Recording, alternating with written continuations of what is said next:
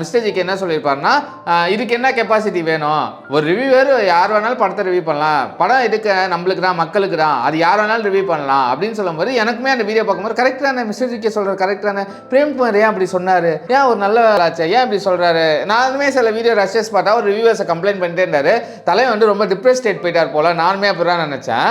So அவங்களுக்கு என்னென்னா ஏதாவது ஒன்று சொல்லி படத்தை அடிக்கணும், அந்த ஒரு இதுக்குள்ள போறாங்க. And they have other agenda also. சரி ஓகே, அப்படி என்னதான் இருக்குன்னு அந்த பரத்வாஜ் ரங்கன் பேட்டியில் போய் சொன்னா அவர் என்ன சொல்லியிருப்பாருன்னா, அப்படி எதுவுமே சொல்லியிருக்க மாட்டாரு. அவர் ஒரு வார்த்தை சொல்லியிருப்பார், த சோ கால் ரிவ்யூவர்ஸ்ன்னு. அதை வந்து தலைவன் வந்து 3 இடத்துல சொல்லியிருப்பார், த சோ கால் ரிவ்யூவர்ஸ், சோ கால் ரிவ்யூவர்ஸ், சோ கால் ரிவ்யூவர்ஸ். இங்க இருக்கிறவங்க த சோ கால், நான் அவங்கள ரிவ்யூவர்ஸ்னே நான் சொல்ல மாட்டேன், இந்த நெகட்டிவ் ரிவ்யூவர்ஸ். அவங்களுக்கு என்ன தகுதி ரிவ்யூ இருக்குன்னா சொல்லுவாரு.